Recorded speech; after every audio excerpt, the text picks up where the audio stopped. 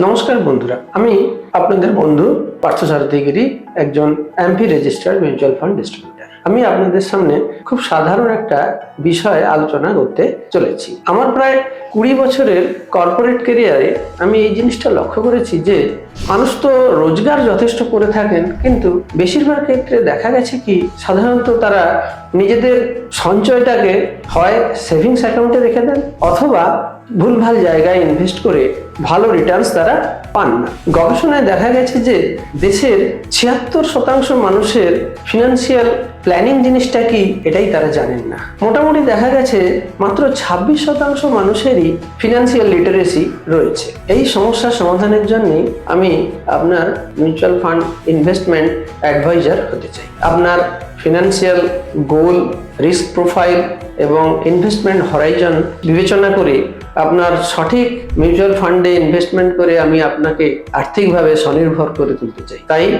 দেরি করবেন না। আপনি যত তাড়াতাড়ি সম্ভব মিউচুয়াল ফান্ডে বিনিয়োগ করবেন, তত বেশি সময় আপনি আপনার মিউচুয়াল ফান্ডকে দিতে পারবেন, যাতে করে আপনি একটি ভালো এবং স্টেবল রিটার্নস পেতে পারেন।